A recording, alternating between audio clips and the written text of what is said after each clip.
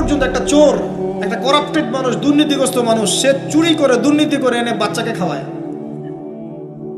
একটা ধর্ষক পর্যন্ত ওর মেয়েকে আদর করে। পুরুষ মানুষ কি জিনিস কেমন করে বুঝবেন? সারাটা জীবন ক্ষয় করে ফেলায়। যদি আপনি তার আনুগত্য করেন, তার সামনে সুন্দর মতো থাকেন, তার কথার সাথে তর্ক না করেন, ভালোবাসা দিয়ে থাকেন, আপনার জন্য সে জীবন দিতে প্রস্তুত থাকবে। এগুলো কে শিখাবে এখনকার মেয়েদেরকে? নবী সাল্লাল্লাহু আলাইহি ওয়াসাল্লাম বলেছেন, কোনো স্বামী যদি কোনো স্ত্রীকে চায়, তার প্রয়োজনের জন্য চায়, মহব্বতের জন্য, স্ত্রী যদি চুলায় রান্না করতে থাকে, ওই রান্না ফেলে দিয়ে তাকে আসতে হবে। হাদিস।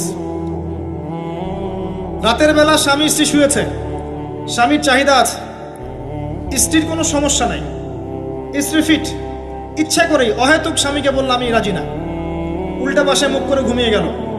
আল্লাহর নবী বলছেন, সারা রাত আল্লাহর পক্ষ থেকে একজন ফেরেশতা আসবে, এসে এই নারীকে অভিশাপ দিতে থাকবে। শুরুটা হবে আপনার বিয়ে দিয়ে।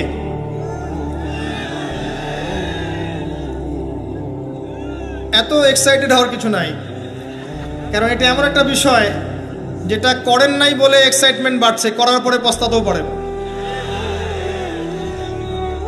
এটা এমনই দিল্লি কা লাড্ডু, যে খাবে সেও পস্তাবে, যে খাবে না সে বেচারাও পস্তাবে। তবে আপনারা খেয়ে পস্তান, আলহামদুলিল্লাহ। এমনভাবে শুরু করেন না পরিবারটা যে আপনি একজন তরুণী, আপনি একজন তরুণ, বিয়ে করছেন, বিয়ের সময়ে দিনদারিতা বাদ দিয়ে অন্য কিছু দেখতে যায় না। যদিও বা অর্থ সম্পদ, বংশমর্যাদা, সৌন্দর্যের কথা হাদিসে এসেছে, হাদিসটা এমন নয় যে তোমরা 4টা গুণ দেখেই বিয়ে করবে, এমন নয়। হাদিসটা এমন নয়, অনুবাদটা অনেকেই ভুল করে, অনেকেই ভুল করে। হাদিসে বলা হয়নি কখনো 4টা গুণ দেখেই বিয়ে করো, এটা নয়। বরং বলা হয়েছে 4টা গুণ দেখে বিয়ে করা হয়। কথা কি বুঝতে পারছেন? কেউ এটা দেখে, কেউ এটা দেখে। তোমরা দিনদারিতা দেখো, না হলে তোমাদের হাত ধুলোয় ধূসরিত হবে। হাদিসটা এমন। এক্ষেত্রে কি আমরা বলবো, প্রথমত বিয়েটাকে সহজ করে দেন। বিয়েটাকে সহজ না করলে সমাজে জেনা বাড়তে থাকবে,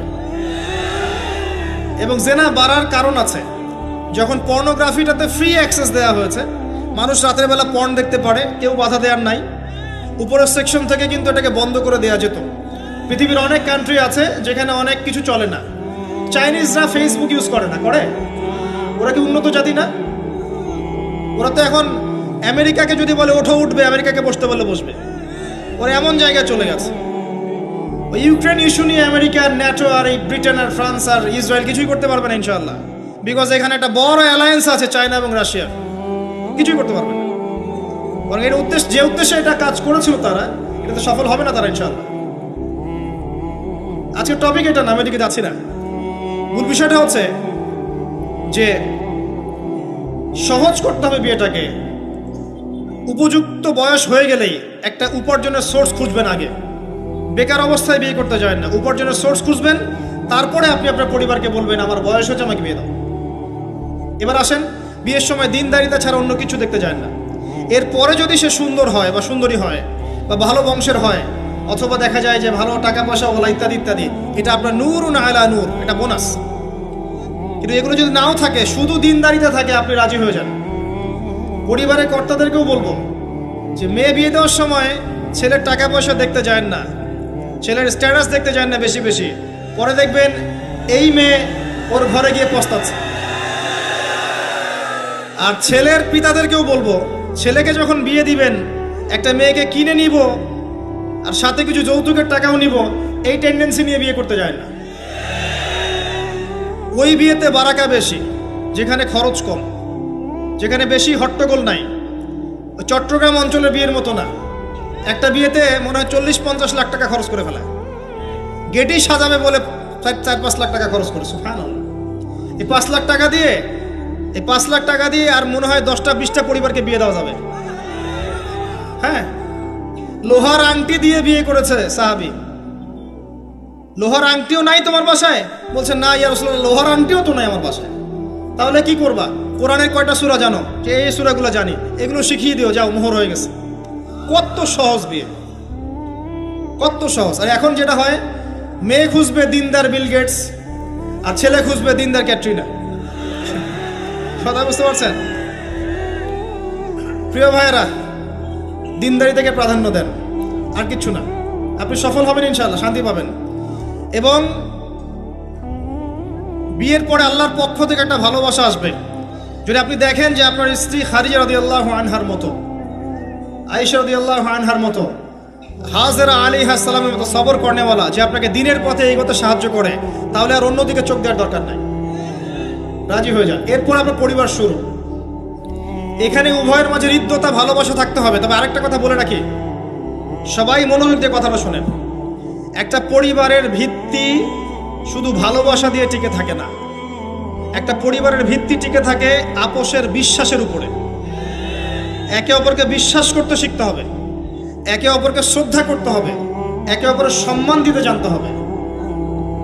আপনাকে আপনার স্ত্রীকে আপন মনে করতে হবে, আপনাকে আপনার স্বামীকে আপন মনে করতে হবে। বাইরের মানুষ আপন নয়, এরা আপন আপনার। একজন একজন লেবাস, পোশাক। এরপরে আপনি মোহর শোধ করেন, আপনি সন্তান সন্ততি নেন, সন্তান সন্ততিদেরকে আল্লাহর এবং তার রাসূলের আদর্শে বড় করে তোলেন। পরিবারের মধ্যে তালিম চালু করেন, তালিম। পরিবারের মধ্যে তাওহীদ রাখেন, সুন্নত রাখেন, একসাথে খেতে বসেন। স্ত্রীকে হাদিয়া দেন, স্ত্রীকে গিফট দেন, তাকে মাঝে মাঝে ঘুরতে নিয়ে যান, তাকে নিয়ে রিফ্রেশমেন্টে যান, তাকে সময় দেন, তাকে টাইম দেন, তাকে সময় দেন। নবী সাল্লাল্লাহু আলাইহি ওয়াসাল্লাম আয়েশা রাদিয়াল্লাহু আনহার কোলে মাথা রেখে কোরআন তেলাওয়াত করতেন। তার সাথে চাঁদনি রাতে দৌড়েছেন এবং চাঁদ দেখেছেন, সফর করেছেন, রাতের বেলা হেঁটেছেন, সময় দিয়েছেন, খালি পায়ে হেঁটেছেন। সময় দেন।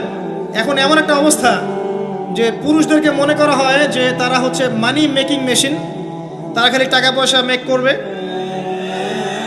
আর স্ত্রীরা হচ্ছে ওই চুলা ঠেলবে সারাদিন। আমরা এমন মনে করে নিই আর কি। আবার এই যে ফ্যামিনিস্ট রেভলিউশন যখন থেকে আসছে, ফ্যামিনিস্ট রেভলিউশন কি জিনিস? দাজ্জালের ফলোয়ার্স আর কি, যে মেয়েদেরকে আপনি ঘরে রাখতে পারবেন না।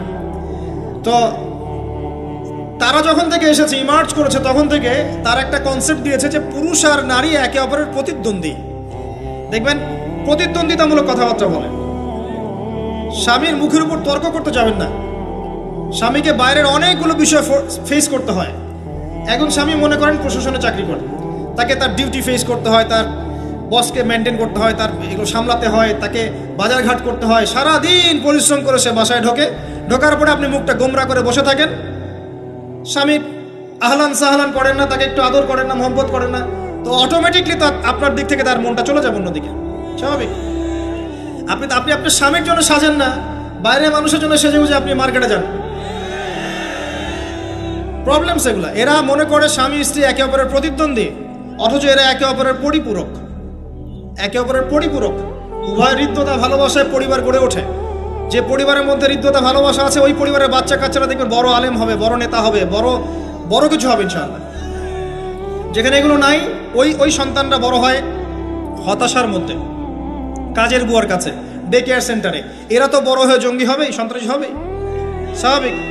ভালো প্যারেন্টিং দিতে পারে নাই। এরকম না বিষয়টা। সময় দিতে হবে, একে অপরের দায়িত্ব বুঝতে হবে, আপোষের মধ্যে বিশ্বাস থাকতে হবে, ভালোবাসা থাকতে হবে এবং সবরের মানসিকতা থাকতে হবে। মেয়েদের ব্যাপারে বলাই হয়েছে তারা বাঁকাহার, অতএব চাপ দিতে যায় না, ভেঙে যাবে। চাপ দিতে যায় না, ভেঙে যাবে। ওই অবস্থায় ছেড়ে দিলে ওই অবস্থায় থেকে যাবে। একটা কথা আমি বলি, আমি শিখেছি আমার লাইফ থেকে, আল্লাহ পাকের প্রতিটা সৃষ্টি এক একটা রূপক মেসেজ দিচ্ছে। জানেন, রাবার গাছ দেখেছেন? রাবার গাছ, যে গাছ থেকে রাবার হয়, গাছটাকে দেখবেন পরিচ্ছন্ন, গাছটা পরিষ্কার। যে নিজে পরিষ্কার করে সে নিজেও পরিচ্ছন্ন। জমিনের মধ্যে দেখবেন মৃত জমিন, বৃষ্টি পড়লো, সজীব হয়ে উঠল, সবুজ ধান ক্ষেত। এই সবুজ ধান ক্ষেতটা আপনার যৌবন, আস্তে আস্তে ফসল হবে। এই ফসল হওয়ার টাইমটা হচ্ছে আপনার পৌরত্ব।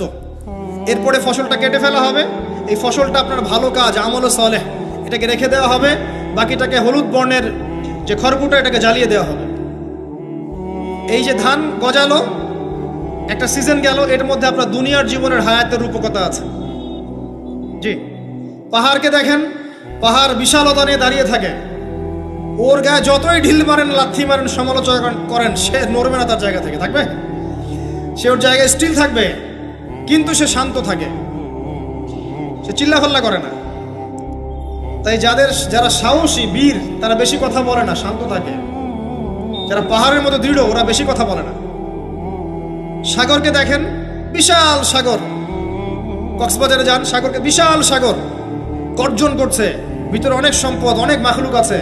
আপনি সামনে গিয়ে দাঁড়ান, বিনয়ের সাথে আপনার পা ধুয়ে দিবে, কোনো অহংকার করবে না। প্রতিটা সৃষ্টি আল্লাহ পাকের এক একটা মেসেজ দেয়। ঠিক মেয়ে মানুষও একটা মেসেজ দেয়। কি মেসেজ? আল্লাহ পাক মানুষকে সবচেয়ে সুন্দর করে সৃষ্টি করেছেন, আর মানুষের মধ্যে মেয়েদেরকে সবচেয়ে বেশি সুন্দর করে সৃষ্টি করেছেন। আল্লাহ পাকের সবচেয়ে সুন্দর সৃষ্টি হচ্ছে মেয়েরা, এবং তারা খুব নরম হয়, নরম, প্রজাপতি ধরার মতো। প্রজাপতিকে ধাপ করে ধরতে পারবেন না আপনি, শক্ত করে ধরতে গেলে প্রজাপতি নষ্ট হয়ে যাবে, মরে যাবে। প্রজাপতিকে কোমলভাবে ধরতে হবে। ঠিক মেয়েদের সামনেও আপনার কোমল থাকতে হবে। বেশি হার্ড হতে যাবেন, শেষ। আমি আপনার গার্লফ্রেন্ডের সামনে কোমল হতে বলি নাই, আপনার ওয়াইফের সামনে হতে বলেছি। কোমল থাকলে আপনি জিতে যাবেন। দেখবেন দুনিয়ার চিল্লা ফাল্লা করছে আপনার বাসায়, আপনি চুপচাপ আছেন পাহাড়ের মতো, কোমল আছেন। 5 মিনিট পর দেখবেন নিজেই ঠান্ডা হয়ে এসে বলছে, আচ্ছা সরি, ভুল হয়ে গেছে। আর যদি আপনি চিল্লা ফাল্লার কাউন্টার দিতে যান, তাহলে দেখবেন সুটকেস গোছানো শেষ, বাবার বাড়ি চলে গেছে। ডিল করা খুব ডিফিকাল্ট। এখানে আপনাকে খুবই সবরের পরিচয় দিতে হবে। আল্লাহ পাক বোঝার তৌফিক দান করুন।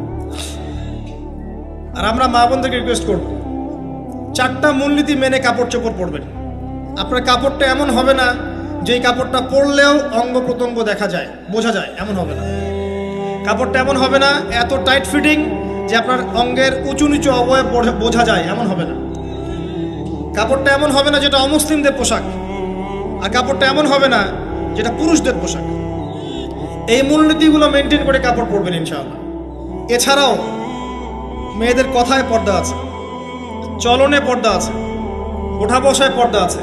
নামাজ পড়ার সময় তাদেরকে কিছুটা শালীনভাবে নামাজ পড়তে হয়। তাদের চোখের দৃষ্টির মধ্যে পর্দা আছে। এগুলো কে শিখাবে এখনকার মেয়েদেরকে?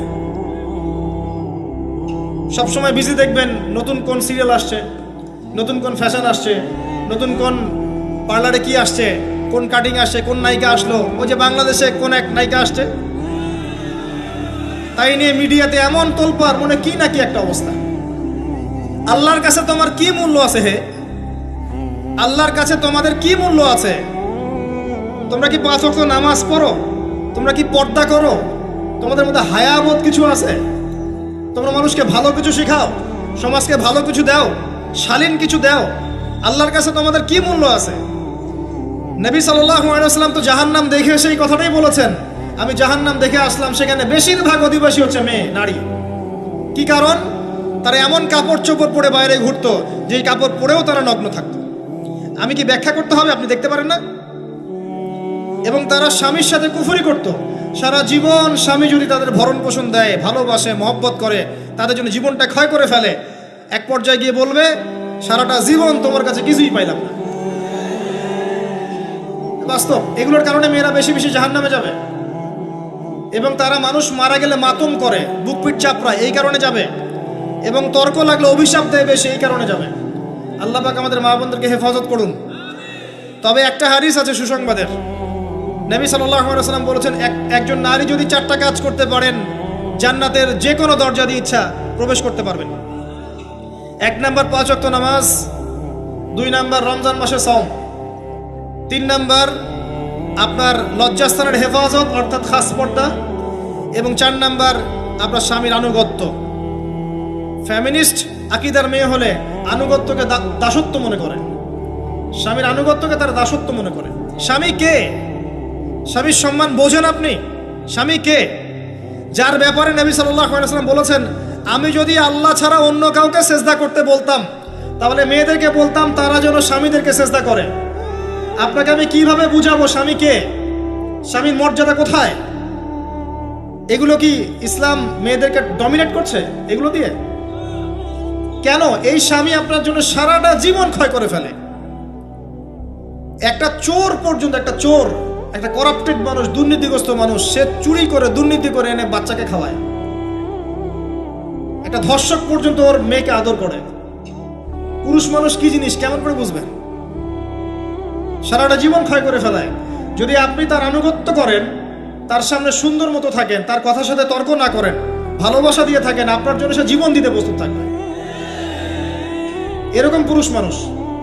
আপনাদেরকে কেউ চোখ তুলে তাকালে চোখ তুলে ফেলাবে, এরকম পুরুষ মানুষ। আর এখন তো পরিস্থিতি ডিফারেন্ট।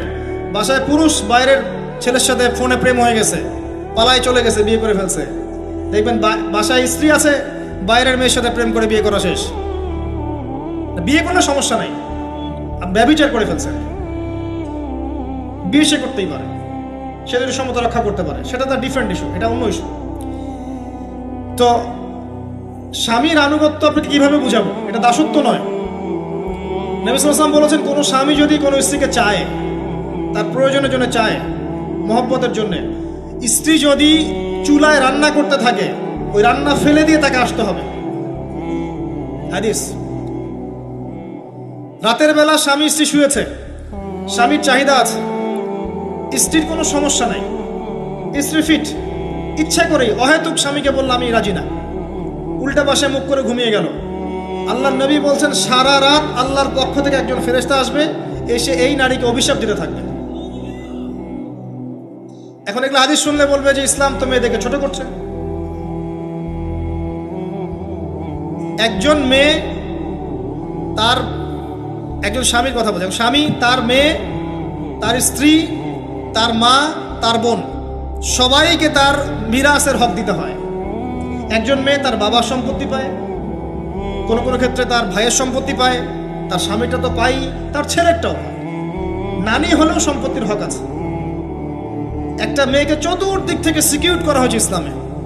তারপরেও কিছু ফ্যামিনিস্টের কারণে এরা বলবে যে মেয়েদেরকে ইসলাম ছোট করছে।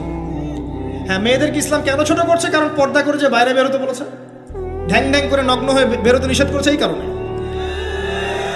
যদি বলে যে হ্যাঁ ইসলাম আপনাদেরকে ফ্রি মিক্সিং এর স্বাধীনতা দিচ্ছে, আপনারা সবাই ফ্রি মিক্সিং করেন, গেঞ্জি পরেন, টি শার্ট পরেন, স্যান্ডো গেঞ্জি পরে বাইরে ঘুরে বেড়ান, টাইট ফিটিং প্যান্ট পরে বাইরে ঘুরে বেড়ান, সব জায়গায় আপনারা ফ্রি মিক্সিং করেন, পর্ন দেখেন, জেনা করেন, মদ খান, ইসলাম খুব ভালো। তখন তোমাদের জন্য তো ইসলাম নয়, তোমরা জাহান্নামে যাও, আল্লাহর কি আসে যায়? ইসলাম তোমাদের জন্য নয়, তোমরা জাহান্নামে গিয়ে মরো, ইসলামের কিচ্ছু যায় আসে না। আল্লাহর ওয়াস্তে পারিবারিক আদর্শের দিকে ফোকাস করেন প্রিয় ভাই। নিজে জাহান্নামের আগুন থেকে বাঁচান, পরিবার বর্গকে বাঁচান। পরিবার আরেকটা পার্ট হচ্ছে আপনার পিতামাতার সাথে খারাপ আচরণ করতে যায় না, আল্লাহর ওয়াস্তে। সেই ব্যক্তির জন্য ধ্বংস যার পিতামাতা বেঁচে আছে, তাদের হক আদায় করে সে জান্নাতে যেতে পারলো না, তার জন্য ধ্বংস। আরেকটা অংশ আছে আপনার সন্তান সন্ততি, বাচ্চা কাচ্চার প্যারেন্টিংটা খুব সুন্দর করে করেন। যখন আপনি স্ত্রীর সাথে মিলন করতে গিয়েছেন, তখন দোয়া পড়েন, আল্লাহুম্মা বিসমিল্লাহি আল্লাহুম্মা জান্নিবনা শাইতান ওয়া জান্নিবিশ শাইতান মা রাযাকতানা। আমার মনে হয় এখনকার জেনারেশন যেগুলো আছে ফাসেক, মাদক সেবন করে, পর্নোগ্রাফিতে আসক্ত, ইয়াবাখোর, স্মাগলিং করছে, চুরি করছে, হাবিজাবি, ধর্ষণ করছে, আমার মনে হয় না তাদের পিতামাতা তাদেরকে জন্ম দেওয়ার সময় এই দোয়াগুলো পড়েছিল। কারণ পিতামাতা এই দোয়া পড়লে ওই সন্তানকে শয়তান স্পর্শ করতে পারে না। সন্তান হবে, সন্তান ছেলে হোক মেয়ে হোক, আপনার এটা নিয়ে মন খারাপ করার কিছু নাই। একজন কন্যা সন্তানকে লালন পালন করে সৎপাত্রে পাত্রস্থ করলে এই মেয়ে পরকালে আপনার জন্য জাহান্নামের আগুন থেকে ঢাল হয়ে যাবে। যার কাছে দুইজন মেয়ে আছে, দুইটা মেয়েকে সে ভালো করে মানুষ করেছে, নবী সাল্লাল্লাহু আলাইহি ওয়াসাল্লাম বলছেন সে জান্নাতে আমার সাথে এমন করে থাকবে, এইভাবে। কেউ যদি বিধবার দায়িত্ব নেয়, সেও নবী সাল্লাল্লাহু আলাইহি ওয়াসাল্লামের সাথে এইভাবে থাকবে। এতিমের দায়িত্ব নেয়, এইভাবে থাকবে। ফ্যান্টাসিতে ভুগছেন, একটা এতিম মেয়েকে বিয়ে করেন, একটা অসহায় তালাকপ্রাপ্ত মেয়েকে বিয়ে করেন, একটা বিধবা মেয়ে যার স্বামী মারা গেছে, কেউ নেই দেখার, তাকে বিয়ে করেন, তারপরে বোঝা যাবে আপনার মধ্যে কতটুকু দিন আছে। আর বর্তমান সভ্যতা আমাদের কি সমাধান দিবে?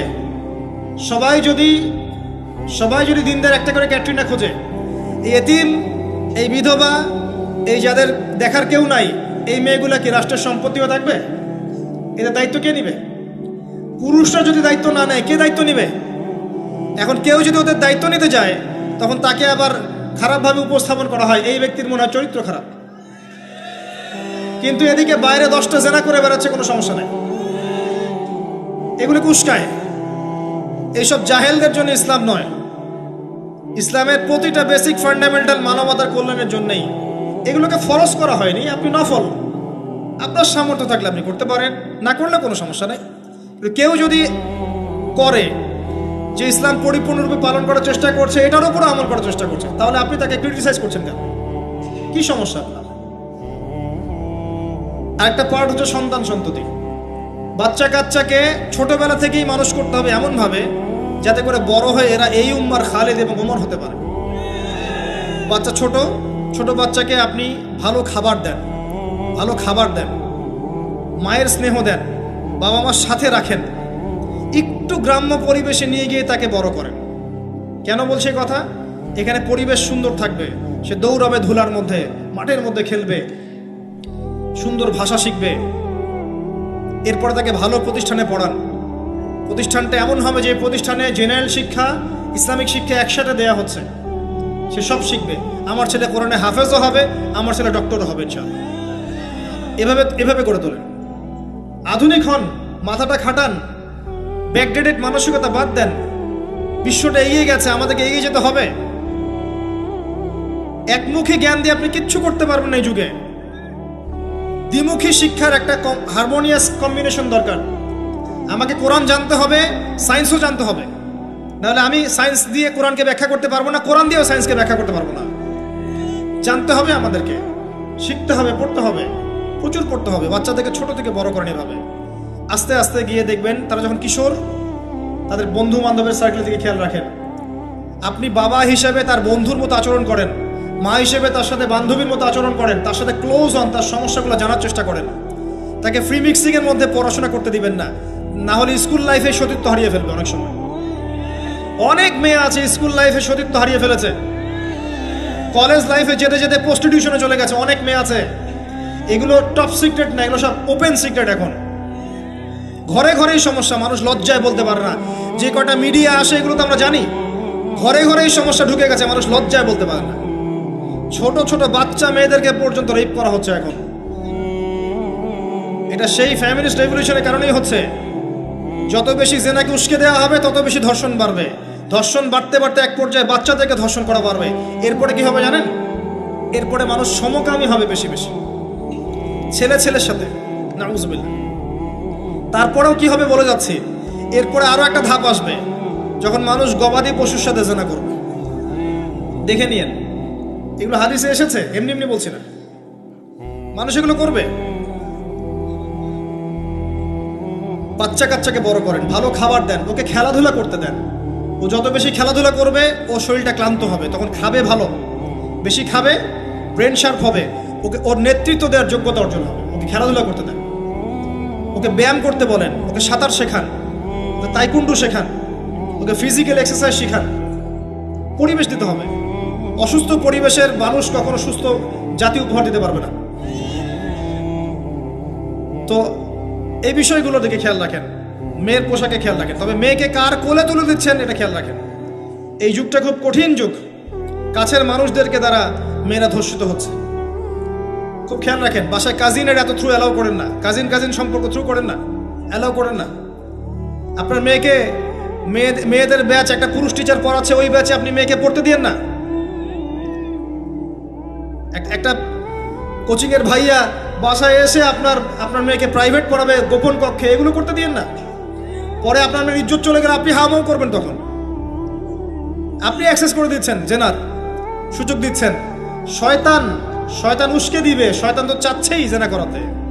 মেয়েদেরকে মেয়েদের পরিবেশে পড়ান, ছেলেদেরকে ছেলেদের পরিবেশে পড়ান। ওরা বড় হোক, ম্যাচিউর্ড হোক, যখনই বিয়ের বয়স হয়ে যাবে দ্রুত বিয়ে দিয়ে দেন। বিয়ের পর এরা পড়াশোনা করুক।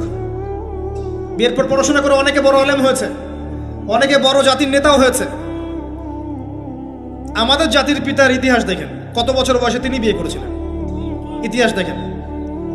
একজন প্রেমময়ী নারী যদি পাশে থাকে, একজন ব্যক্তি বিশ্ব জয় করতে পারে। এই যে প্রমাণ দেখিয়ে দিয়েছে, করেন নাই? এরকম আগেকার মানুষদেরকে দেখবেন, ম্যাচিউরড হয়ে গিয়েছেন, বিয়ে করেছেন, এরপরে স্ত্রী পাশে ছিল, বিশ্বকে ডিল করেছে, নেতৃত্ব দিয়েছে। এই বিষয়গুলোতে খেয়াল রাখেন। পরিবারে হারাম ঢুকতে দিয়েন না, পরিবারটাকে ইসলামিক মূল্যবোধে গড়ে তোলেন। কু আনফুসাকুম ওয়া আহলিকুম নারা, এই হাদিসের উপর আমল করেন। আল্লাহ পাক তৌফিক দান করুন, আমিন। এরপরে বড় বিষয়গুলোতে যাবেন আপনি ইসলামের খেদমত, ইসলামের প্রচার, ইসলামের প্রসার, Islamic association, Islamic NGO, Islamic হাবিজাবি, এগুলোর দিকে আপনি পরে যাবেন। আগে বেসিকগুলো ঠিক করবেন। এই কাজগুলো যদি আমরা করতে না পারি, তাহলে আল্লাহ পাক ওই যে বলেছে সূরা আরাফ 179 প্রথমে বলেছে, ওর অন্তর্ভুক্ত হয়ে যাব। তাদের পাপ কি ছিল? তারা যে বেশি বেশি জাহান্নামে গেছে, কি পাপ ছিল? 1 নাম্বার, লাহুম কুলুবুন লা ইয়াফকাহুনা বিহা, ওদের কলব ছিল, উপলব্ধি করেনি। ওয়ালাহুম আযানুন লা ইয়াসমাউনা বিহা, কান দিয়েছিলাম শোনেনি। ওয়ালাহুম আ'য়ুনুন লা ইউবসিরুনা বিহা, চোখ দিয়েছিলাম দেখেনি। উলাইকা কাল আনআম, এরা হচ্ছে গবাদি পশুর মতো। বাল হুম আদাল, বরং তার চাইতেও নিকৃষ্ট। ওয়া উলাইকা হুমুল গাফিলুন, এরা হচ্ছে গাফিল সম্প্রদায়। আল্লাহ পাক আমাদেরকে যাবতীয় গাফিলতি থেকে হেফাজত করুন, আমিন। আমরা আলোচনার শেষ প্রান্তে এসে দোয়া করছি, আল্লাহ পাক আমাদের সবাইকে শিরক মুক্ত আমল করার তৌফিক দান করুন, আমিন। নবী সাল্লাল্লাহু আলাইহি ওয়াসাল্লামের সুন্নতের উপর থাকার তৌফিক দান করুন, আমিন। আমাদের প্রত্যেকের পরিবারটাকে আদর্শ পরিবার রূপে গড়ে তুলুন, আমিন। আল্লাহ পাক আমাদের প্রত্যেক মা বোনকে পর্দা করার তৌফিক দান করুন, আমাদেরকে ইসলামিক শিক্ষায় শিক্ষিত হওয়ার তৌফিক দান করুন, আমাদেরকে এই জাগতিক শিক্ষাকে ইসলামের কল্যাণে কাজে লাগানোর তৌফিক দান করুন। আল্লাহ পাক আমাদেরকে হালাল রিজিকের ব্যবস্থা করে দিন। আল্লাহ পাক আমাদের মধ্যে যারা অসুস্থ সবাইকে শেফায়ে কামেলা দান করুন। আমাদের মধ্যে যারা মারা গেছে আল্লাহ পাক সবাইকে মাফ করে দিন। আমাদের প্রশাসনের ভাইদেরকে আল্লাহ পাক হেফাজত করুন, হেদায়েত দান করুন, যাবতীয় অন্যায় থেকে হেফাজত করুন, ন্যায় নিষ্ঠার সাথে দায়িত্ব পালন করার তৌফিক দান করুন। আমাদের ঊর্ধ্বতন কর্তৃপক্ষ যারা আছে, গভর্নমেন্টে যারা আছে, সবাইকে আল্লাহ পাক হেদায়েত দান করুন। আল্লাহ পাক তাদের দ্বারা দ্বীন ইসলামের খেদমত কবুল করুন।